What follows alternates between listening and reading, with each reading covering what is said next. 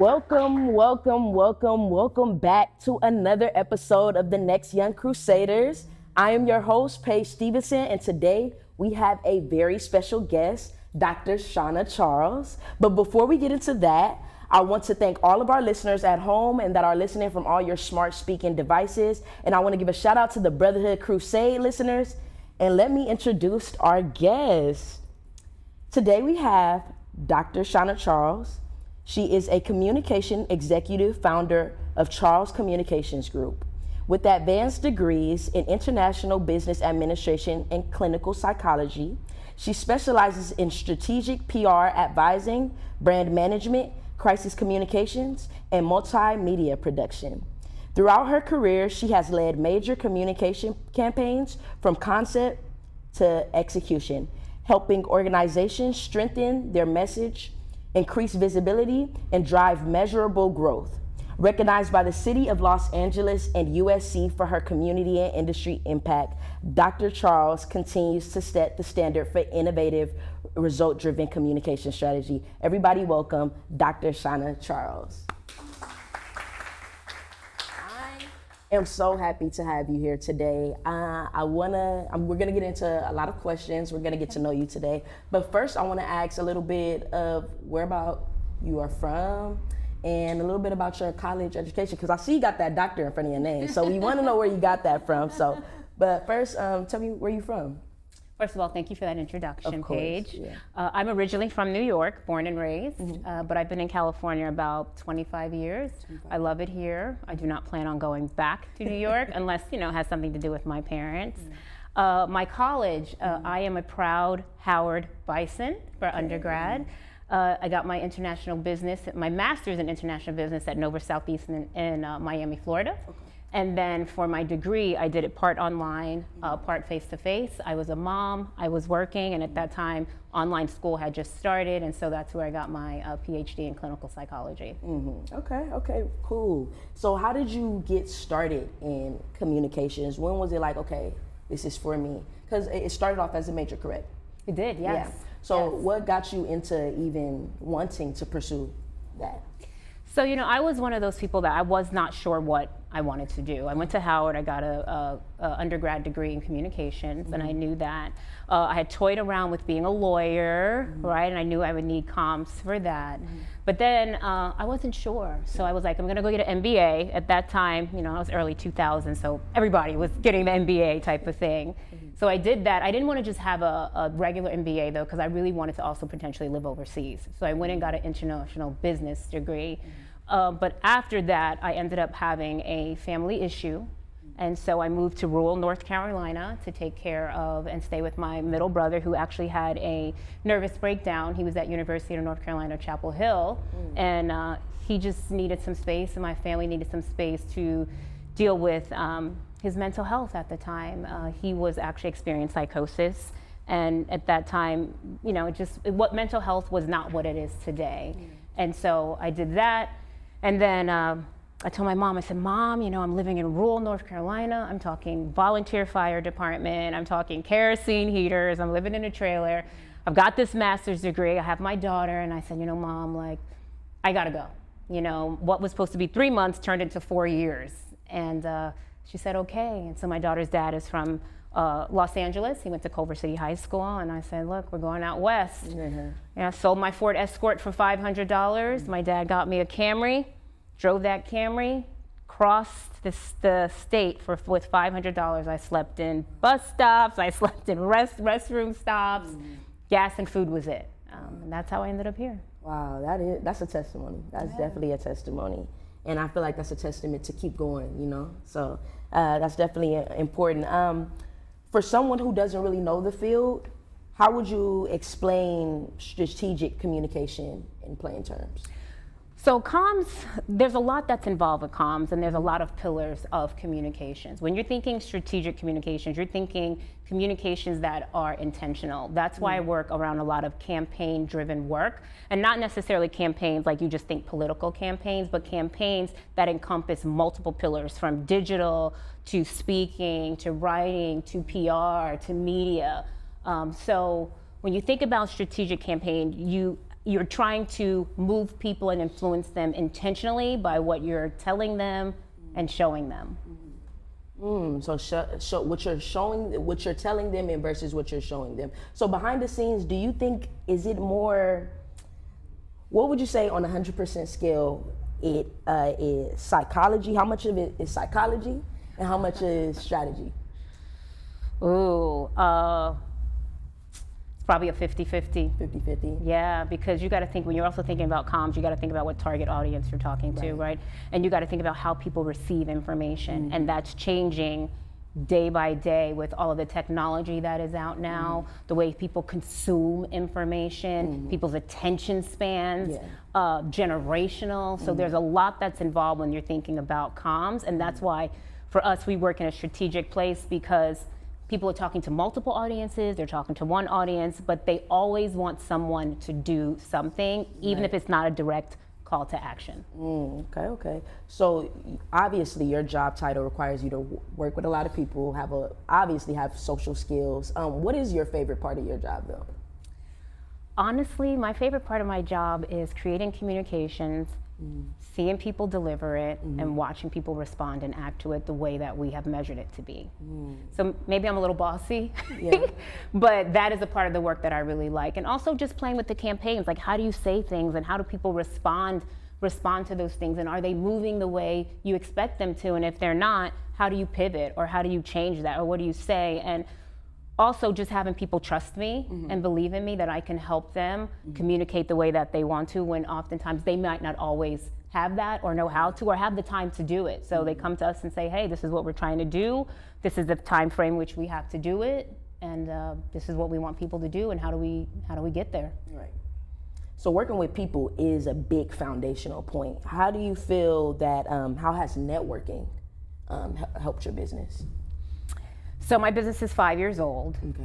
I have not done any intentional advertising. Okay. I was blessed. I started out after George Floyd. I had a council member in Carson. He knew that I wanted to do this work. I was pivoting from my job at that time. And he called me up and he said, Shauna, I want to do a march. I want to do a George Floyd march. I have $500. If you'll take it, then you can do it. And I was like, yes, I will do it. And at that time, I had a girlfriend of mine that was in entertainment PR. So I called her and I'm like, girl, how do I do this? How do I write this press release? How do I distribute this press release? How do I get the media there? And she sent me some decks and she helped me out. And then Pastor K.W. Toulis worked with the council member too. And he called me and he said, look, let me help you. So I wrote it, they read it, and we did all that. And that's how I started. And then from there, it's just been word of mouth and people recommending me. But this year, I'm gonna do some intentional advertising. So I've been really blessed. But talking about networking, it's just one, telling people what you wanna do. Even if you don't know exactly, like say what you think you wanna do, asking people for help, and then showing up when they do help you. Those are very, very important things. And then, you know, you gotta get out there. So you're not afraid of rejection?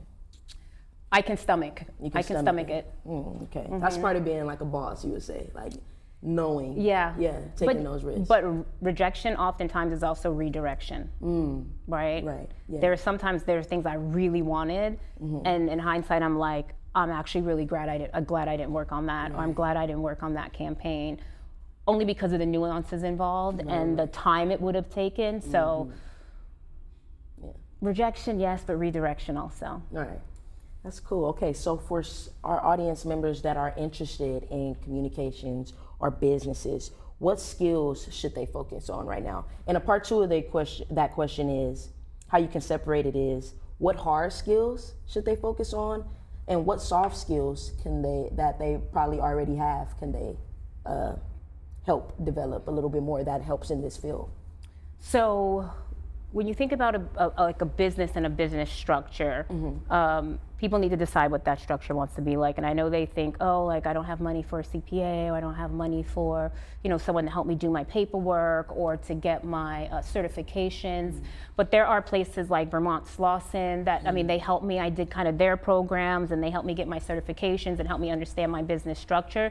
Talking about networking, I have friends that are lawyers, and I would say, hey, this is what I want to do. This is what I'm looking for. They would help me with that structure. Then I met my accountant through a business partner who said, okay, now I started out as an LLC. He's like, no longer an LLC. You now become a corporation with what you're showing in the work that you're doing.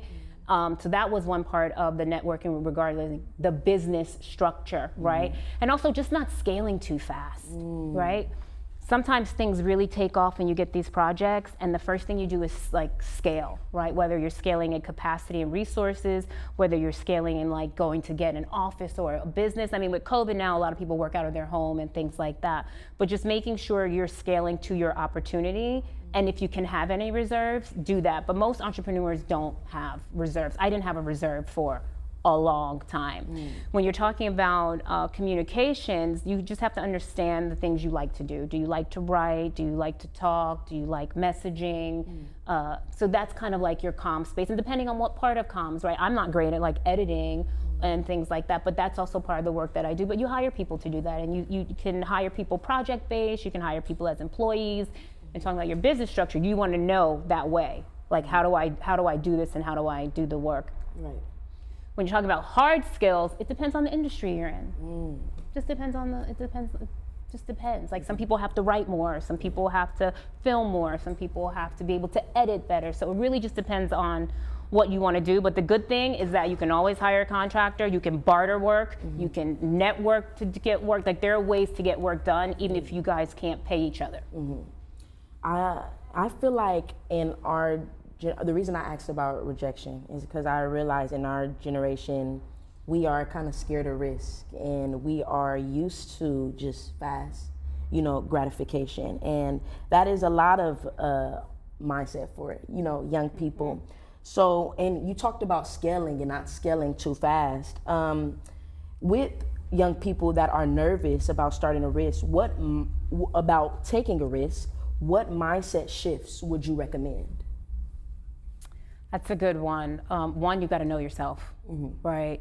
Two, being nervous is coming from your nervous system. Right. So you have to figure out how do you manage your nervous system. Three, honestly, you got to just do it. Like you have to do it, and maybe sometimes there's tears after. Maybe you're talking to your friend to death about what happened because you're processing it. But that is a part of entrepreneurship, right? Not just entrepreneurship, that's part of a job. Like you could have your job for years and go in, and one day they tell you thank you and goodbye, right? You're gonna have to manage that. A job is also a risk. People don't always frame it like that and think about it like that, but it is. It's a different type of risk, but it is a risk. So I think a lot of it is also just knowing who you are and knowing your needs, right? Everybody's needs are a little bit different. If you're a parent and you got children, your stability is a bit different. If you're younger and you have no responsibilities, your risk factors and what you can do is just very different. So that's a part of it. Okay. So going back to the conversation that we were having about networking, working in different industries and stuff, and being in LA, and you're from New York, you could kind of see how it can kind of turn into like a crabs in the barrel mentality if it's not done correctly, or if it's done real transactionally. How do you make networking, or how do you go about making your networks feel more natural and less transaction? But you said you have friends who already work in the industry, but for people who you don't know and you're just getting to meet and you want them to be a part of an idea or business that you have, how do you go about that? Well, I didn't start out knowing those people. Okay. Right. I had to get to know them. You know what? I feel like I'm always networking, whether I'm in the nail shop, the grocery store. Remember, networking can happen anywhere, right? And so a lot of it is just talking about what you want, talking about your needs, sparking up conversation. Now, that's not for everyone, right? But again, a lot of that goes back to knowing who you are. My daughter tells me all the time, you can talk to anybody, and she's right. I be talking to people, okay? Right. But that's just who I am, and I know that, and that's also probably why I'm in comms. But if that's not who you are, and you're a little bit more introverted, then be intentional about it. You know, go to events where there are people. Go with a friend if you have to, but find a way to get out there and talk about what you do, the work you want to do, and have an ask. And sometimes the ask is just like, can we meet for coffee? Can I call you? Can I follow up? So that is how you're networking. I am always networking. Always. It never stops. But I don't know if I frame it in my head as networking. Right. I'm just dealing with people and talking to people, and then if something comes out of it, great. If it's not intentional, but if it's intentional, then I generally know what I'm going to ask you for. Right. Okay. So you've been working in communications.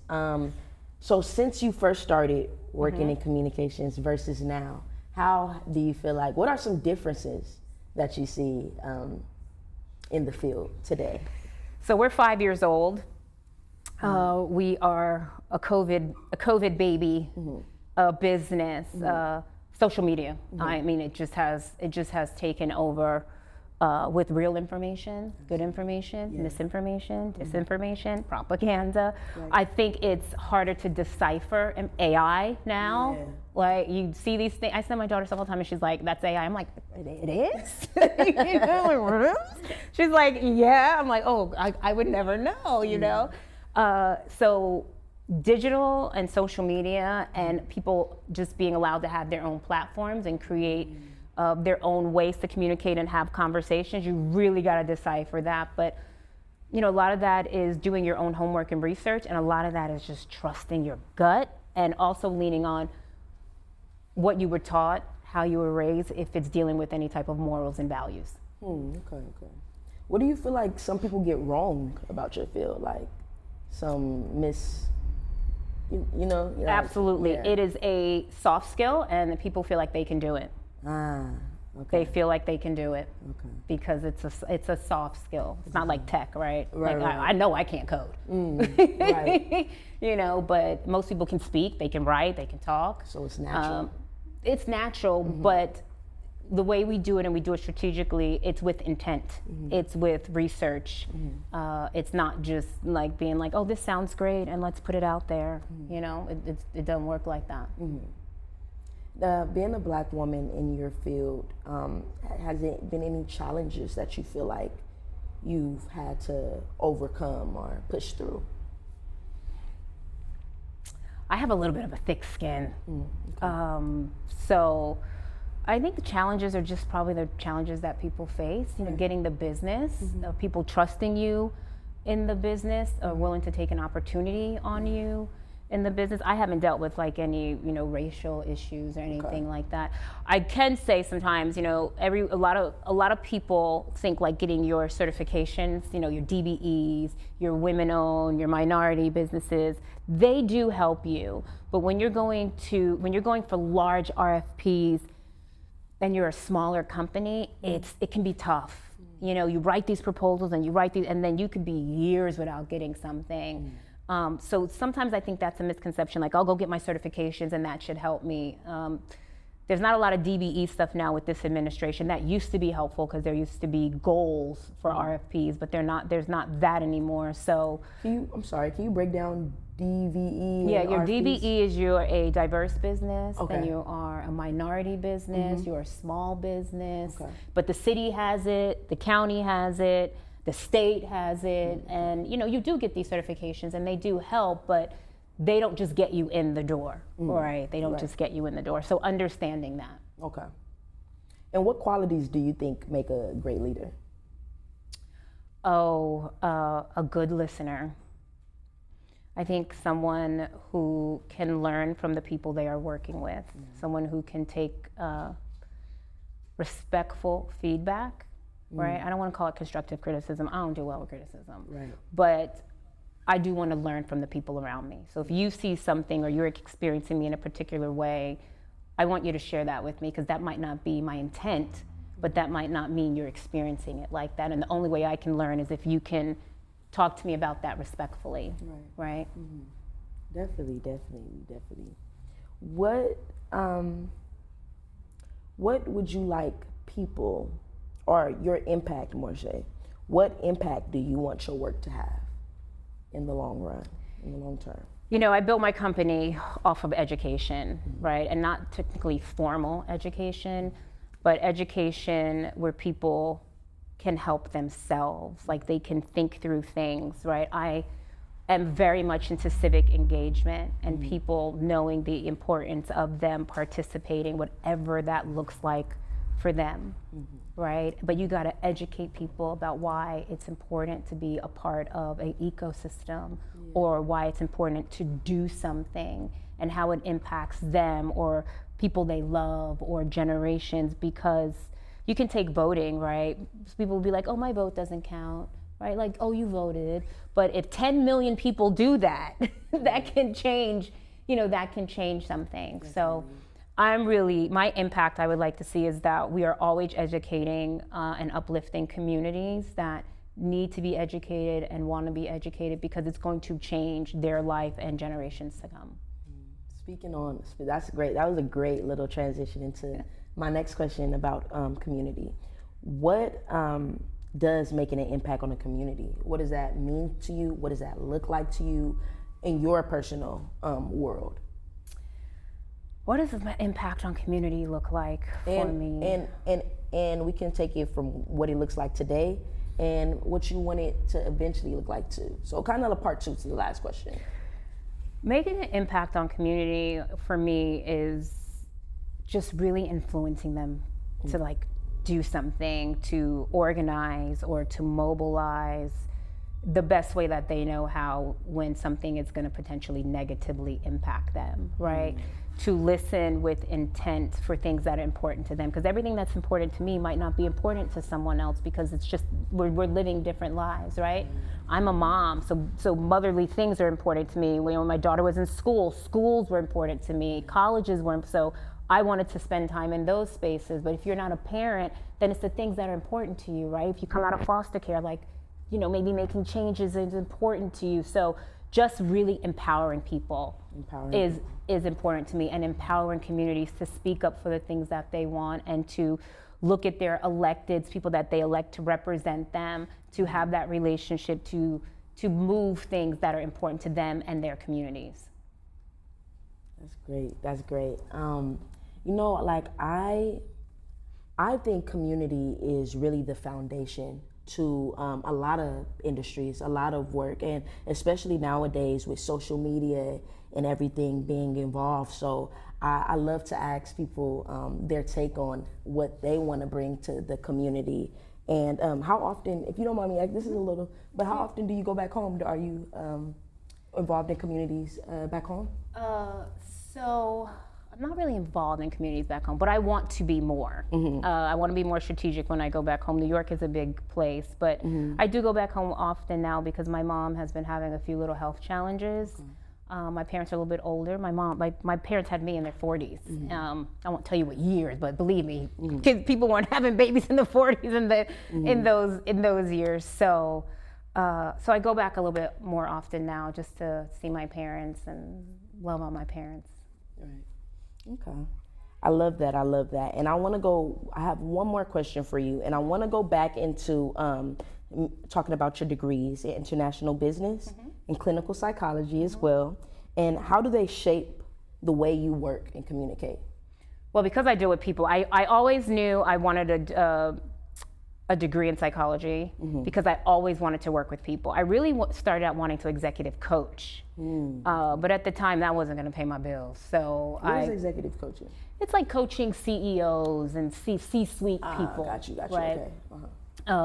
A lot at that time it was like how to lead teams and individual contributor. Like it was really around that. And again, like I said, I like to talk, I like to inspire, I like to motivate. So coaching was a way to do that. And then I said, hey, like I don't just want a certificate. Like how could I do that another way? And I was like, go get a degree in psychology, right? But I wanted a clinical degree specifically because I wanted to understand people's pathologies, the way that they think. And then my family has had a history of mental illness. And so it was just something that was important to me. I could have went and got an organizational psychology degree, which may have made, if you think about it, might have made a little bit more sense with the work that I do, but there's just something about a clinical degree and understanding people's pathologies and the way that they think and the things that influence them that I went for a clinical degree. Okay. I have one more question. Go ahead. What is one piece of advice that you want to give our young people, our listeners listening? There is no straight path. Like, I have changed so many times in my head what I wanted to do. There's no straight path. It doesn't have to be a straight path, but it can be. You know, when I went to college, I had a girlfriend who, Juanita, who's a doctor now, and she went into Howard and she knew, like, I'm gonna be a doctor, period, right? And she is an OBGYN now, right? Oh, wow, she just knew it. I was like, well, do I go to school B? Do I go to the school of C? You know? So everybody has their path, and please do not let social media fool you. Seeing people with so much stuff, do not let that get in your head. Everybody is on their own path. Half of that ain't real probably anyway. And just be cognizant of how that is impacting you and affecting you, and at the speed at which you think you should be getting things in return for your output. Okay. Thank you so much, Dr. Charles. Yeah, you're I had welcome. a great time interviewing you. Definitely was insightful. Thank you to all our listeners and viewers back home. I hope you guys got some insightful messages from this interview. And we're the Next Young Crusaders. We're here with Dr. Shauna Charles. Thank you guys for tuning in. We'll be back next week. Thank you, Paige. Thank you.